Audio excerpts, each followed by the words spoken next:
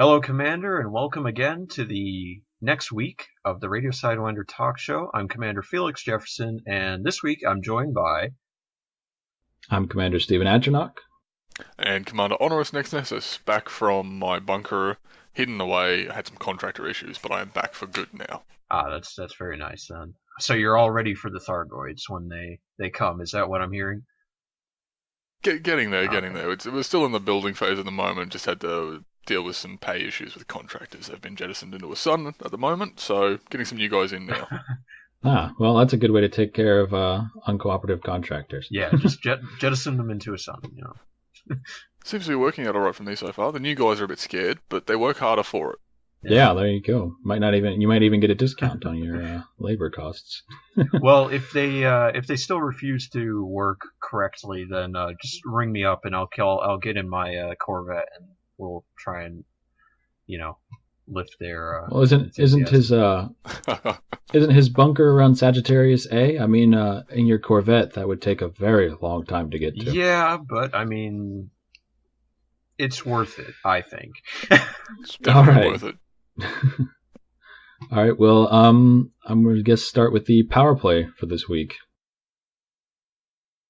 This week in Powerplay, Prime Minister Edmund Mahon and the Alliance as a whole were able to sign a trade agreement with the Mongkong and Pinkuche systems.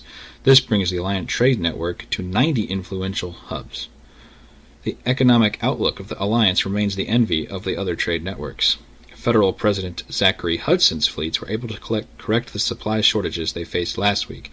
They delivered 6.6 billion credits worth of garrison supplies to the naval bases throughout his sphere of influence. However, he was unable to open a naval base in Konkate due to intense local opposition. He is currently surveying numerous systems to find a suitable accommodation for his burgeoning fleet. Federal Shadow President Felicia Winters was unable to secure support from Amuzco and Chukchan systems through her aid packages and propaganda. However, she is currently attempting to woo the political leaders of Jaharu, Japiti, and HIP 47328. If these systems do become supporters of the Liberal Party of the Federation, she will hold 71 key systems in her power. Princess Aisling Duval was able to secure new supporters in HIP 77470, bringing the total number of systems supporting the People's Princess to 63. Popular support for her is growing in the Okono system, and it's expected that representatives of the Okono will affirm to the support of People's Princess by next Thursday. Senator Zeminator Vols' attempts to secure controlling interests in V2689 Orionis and HR 6948 were unsuccessful, with no new acquisitions expected during the coming week. She will likely focus her efforts on quashing opposition from political descendants within her sphere of influence. Sirius CEO Liang Rui suffered setbacks in the Plectari system and Sand systems this week, preventing him from incorporating the assets of both systems. Undaunted, he's preparing to finalize the purchase of private and government sectors in Aranka system in this coming week. Emperor Arissa Lavigny Deval faced a continuing supply shortage this week, forcing the Shield of Justice to terminate its services in Alabis, Damori, and Kappa.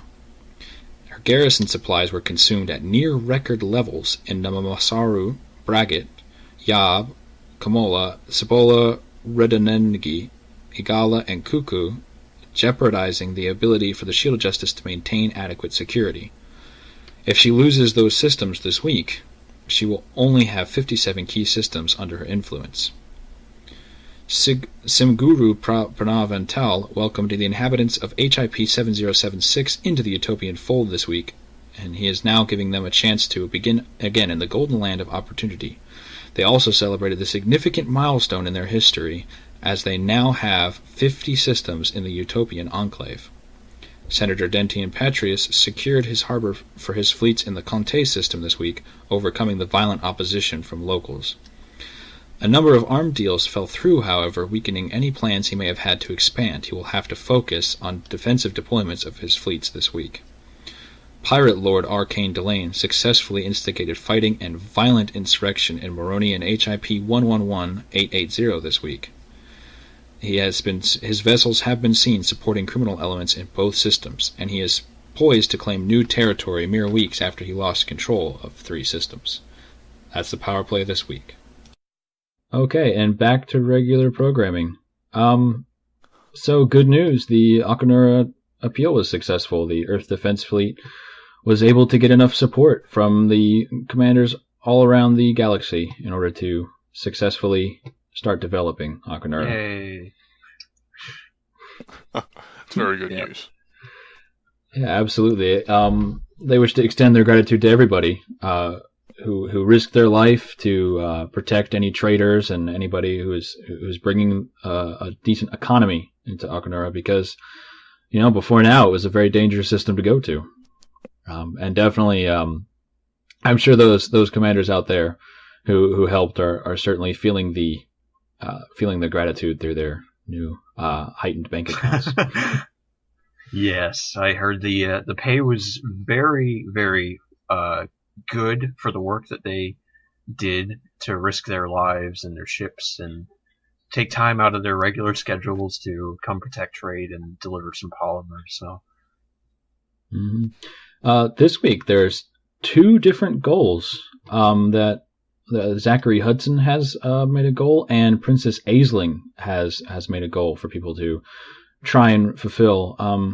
As many commanders know, Princess Aisling stands apart from the other Imperial leaders in her outright admonishment of slavery, and she's a big supporter of the movement Stop Slavery Stupid, which despite its silly name, just goes to try to end slavery throughout the Imperial space. Because to be honest, taking someone's freedom away from them, regardless of the amount of credits you get, is never really a good thing to do. And the lie that we try to tell ourselves that Imperial slaves, that it's something to do with honor, I mean, using honor as an excuse to take someone's freedom away from them is no better. So her community goal that she's put forward is anybody who can bring slaves to the Ubith system. There's a special colony there where slaves will be liberated and re-educated and offered protection so they can start new lives within the galactic community. Yeah, well, that's all well and good, but if you're in it for the money like I am, I'm just going to go to Robigo and continue delivering slaves to the systems that need them. I wonder how your Federation leaders would feel if they were paying more attention to your cargo hold. Well, I mean, with the status that I have with the Federation, I'm pretty sure they can overlook such a small infraction like smuggling. Well, I'm all for it personally. I think we should be ending slavery, and I'm going to be, even though I'm very federally aligned, I think I'll be supporting this and possibly lending a hand if I can drag myself away from the bunker for long enough. Absolutely, and I'm sure there's going to be some sort of financial compensation that the Prismatic Imperium will be willing to put forth for any commanders willing to help out in bringing these people to freedom. I'm sure there will be, yeah. I believe about Zachary Hudson's recent finding of the wreckage for the Starship 1 of the previous president. I hadn't actually heard of this yet. That he totally had no part in. We're just saying that right now. Yeah. He had no part in any of this. Yeah, the Starship 1 that the previous president was on, they found some remains of the destruction. Now, they're saying it was a mechanical failure. Some commanders out there have their suspicions that there might be some sort of foul play involved, but the researchers that Hudson sent out there have assured everyone that it was just a mechanical failure. Mechanical failures, I'm sure. It may be a mechanical failure, but it's not clear whether someone instigated that mechanical failure. You're starting to sound more and more imperial with your supporting of slavery and your doubting of your dear Well, president. You see, as a member of the Radio Sidewinder crew, I'm not actually politically aligned with any main faction. I am an independent that utilizes the fine tools that the Federation has given me, like my Corvette. So you're saying you're using them for what they have, yeah. I'm going to be going ahead and investigating something to do with the Thargoids in regards to this. I don't think anyone's looking at that just yet. Yeah, but absolutely, if you are anywhere near the populated space that the Starship went down in, rewards are being offered for any scrap you find or anything you can bring in from that ship. Yeah. To help further figure out exactly what mechanical failure went down. And also another part to that goal was that if you find any survivors, you should obviously bring them back. But I had a little bit of a problem with that because didn't the ship kind of disappear like a year ago? Well, you never know. I haven't really spent a whole lot of time in my escape pod, but, it could last very long. I think those, maybe long-lasting escape pods, or maybe, perhaps, they were jettisoned down to nearby planets. Oh, yeah, it could be, yeah. Maybe they made a new lives for themselves on a nearby planet, or a nearby moon, or something. Or maybe, there's some poor previous president who's had his head shaved and his collar tagged, and he's now a slave working some salt mines somewhere. Yeah. And you sold him. Well, yeah. I mean, there's always another... No, we're not allowed to talk about that kind of stuff. Well, I mean, there's always another alternative to that, and that could be that they were interdicted by Thargoids and killed.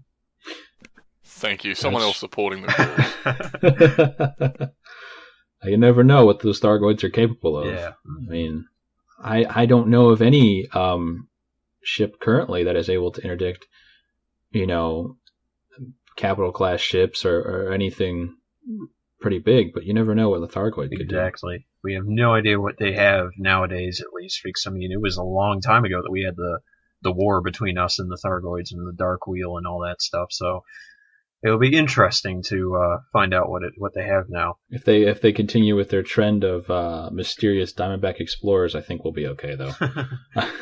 Actually, yeah. Speaking of mysterious Diamondbacks, apparently Professor Ishmael Palin, member of the Cannon Research Industries, was going to Meropa 5C, which is the planet or the moon that had the barnacles on it, to do some research, and apparently they mysteriously disappeared on their way there. So some people are saying that before they left, there was another mysterious Diamondback that scanned the station again as if it was like looking for something, and some people are speculating that maybe they were looking for Professor Palin. Yeah, I mean, we touched on this briefly last week, and he did have some unidentified artifacts with him and some meta-alloys, so that could be something that makes him a target, as most of these mysterious Diamondbacks have been seen near Obsidian Orbital, and that is where most of the meta-alloys are. All I'm saying is it very well could be Thargoids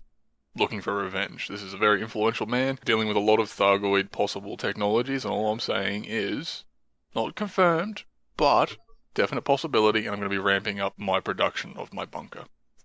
Revenge for what, though, is a question I would ask. I mean, those barnacles were not protected by anything, so it's not as if we were stealing them. Well, protected, no, but possibly claimed. Who knows? It's obviously some kind of alien technology.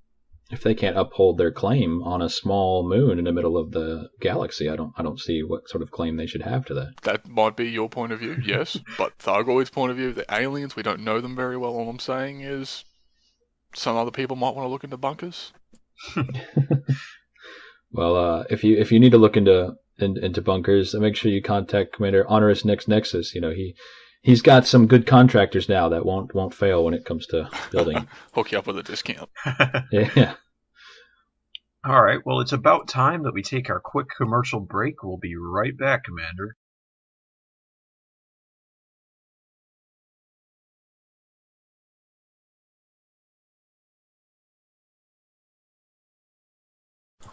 And welcome back to Radio Sidewinder. First up on our agenda is the ice solar changes. Did you guys hear about this one? Yeah, actually, we were talking about this a bit a couple weeks ago, I believe. But the Imperial Inquisition had launched a campaign to develop an outpost on Brestla A1. They wanted it to be like a super high tech shipyard, and we were Commander Felix Jefferson and I were both a little skeptical that a planet-side station would have like the most advanced shipyard in the galaxy, but it looks like they did it. The Isola prospect on Brestla A1 has an entire selection of every single ship, Federal, Imperial, and otherwise, and all the modules available for all ships. Wow, so we were really wrong about that. It's definitely very impressive that what they've done. But I also hear that some of the prices there are going up shortly. Yeah, I guess it's understandable considering they have to import so many things from so many manufacturers. And it's kind of an out-of-the-way system. I mean, it's, mid-Empire space. I think it's just on the edge of Aisling's territory. So it's a little difficult to get all that stuff out there. But hopefully not too much. I think it's a convenient place to go if you're looking to get all your stuff in one area. It's there. You don't have to go looking around to a bunch of different stations for that one A-class part you can't get somewhere else. That's for sure. It's definitely going to get some business just from having everything in one spot. Absolutely. Yeah, and especially since it doesn't need a permit like Jameson Memorial. So, I mean, there must be some people who wanted to get to that station but couldn't because they didn't have the permit before, and now they can just go to Isola instead. They could just, just do some silent running and go to Jameson. Well, yeah. Trying to sneak into the station, I guess. Yeah. See if you can just go in Super Cruise from another nearby system. Yeah. If you really need to go. All right. In other news, spring break's coming up for the Grant academics. And they're very excited to take some spring break trips and have a lot of fun. And guess what? They have chauffeurs. Chauffeurs? Yes, they do. Seems like the members of the Buckyball Racing Club have stepped up to and transport the student body of Grant academics and just fly them around the galaxy until they get to their whichever tourist destination they choose. Absolutely. They say that the pilots will be closely monitored, so there's going to be no sneaking off of some rich students to hold for ransom or any sort of shady business there. They'll be professional, they'll be maintained, and just remember, students, you need to make sure you're back at your Exeter campus no later than the 26th of March. Well, with the Buckyball guys, I'm sure it's going to be the fastest holiday anyone's ever had. Yeah, be like, we're ready to go, and sure. you'll be where you need to go within a few minutes, and just be back as soon as you can. The Buckyball Racers are going to open their business on the 16th of March, and like Commander Stevens said, they will end on March 26th, and that's when the students are expected to be back on campus and ready to continue their schooling. So speaking of Buckyball escorts and transporting students around, did you guys hear about the recent news with Iridium Wing? Looks like they're picking up business a little bit. Yeah, it's nice to hear that they're getting out there and having their services used. They're at least the guy we interviewed from Iridium Wing, he seemed very excited. Commander Wintercharm seemed very excited and eager to help explorers come in, and he's right. It's so important to get that exploration data for us to expand throughout the galaxy. And they've been going as far out as Sagittarius A just to make sure people get back home safely. Oh wow, I didn't know they were going out that far. Mm-hmm. But it's definitely a useful service that these guys are providing, and I'm glad that their business is starting to pick up and they can start just, helping commanders out who are in this position where they've got a lot of exploration data and they've got the chance of getting interdicted and killed by pirates, really. It's good. It's a good service that they're providing. Yeah, I'm absolutely certain those explorers feel a lot more comfortable with a cutter or anything, federal assault ship or anything by their side to help them fight those pirates. It's good to know that the major factions don't split that wing apart and split humanity too far apart that we can't come together for the greater good. Like ending slavery. Commander Felix. No comment. All right. Anyway, if you are at all interested in joining Radio Sidewinder's minor faction, all the information is available on our Galnet page, radiosidewinder.com. And of course, you can come talk to us at the Pilot's Lounge, where if anybody's there at the moment, we'll be ready to answer any questions you have or just keep you company while you're flying through space.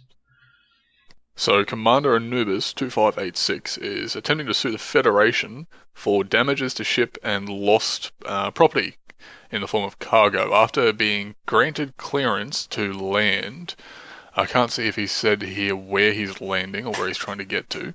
He was scanned by a local security officer who then, I'm guessing they must have had some kind of malfunction of their own ship and accidentally rammed into Commander Anubis, who in turn was thrown into the side of the station wall, destroying his ship through a power plant malfunction. Now, he's saying that he has lost 45,000 in rebuy costs of his ship.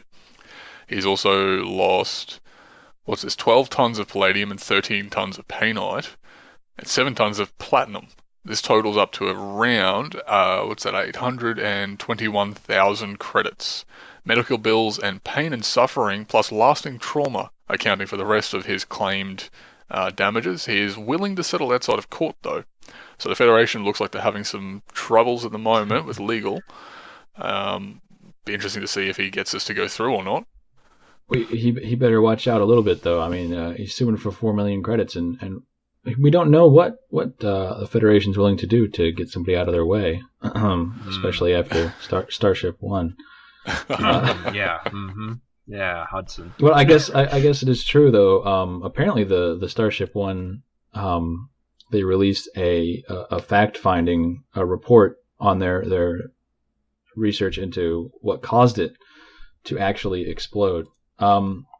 It looks like it turned out, this is a very lengthy report, 600,000 words, which I think is a little excessive, but they really want to make sure that you're comfortable with what happened. But the summary is this apparently it's a common occurrence in high-capacity hydrogen reactors where there was a multi-stage engine failure, and it just overloaded several of their core systems. However, despite the lengthy report, and they've examined all available evidence, they couldn't find any evidence that the ship was actually sabotaged. So it looks like the official report is that it's just a mechanical failure. But who knows where those official reports come from? It all depends on who's investigating it and who's really looking into it and how deep they are looking into it. I mean, it's entirely possible that these multi-stage engine failures were caused by plasma accelerators, multi-cannons, who knows? It's true that these occurrences can happen, and as I said, it's a common problem. When there is a problem, that's the problem that's most likely to happen. However, maybe someone like Felicia Winters would like to do a private investigation of the matter, just to make sure that there's no tampering on the side of the new elected president, Zachary Hudson. Some unbiased investigators might be needed in this. Yeah. Maybe someone from the Alliance system, since they don't seem to have any beef with Zachary Hudson at the moment. Yeah, exactly. All right, well, I think that about wraps it up for the week. This is Commander Honorous Next Nessus signing off. Commander Stephen Atronach signing off. And Commander Felix Jefferson signing off. Thank you for listening to yet another week of the Radio Sidewinder Talk Show. Fly safe, Commander.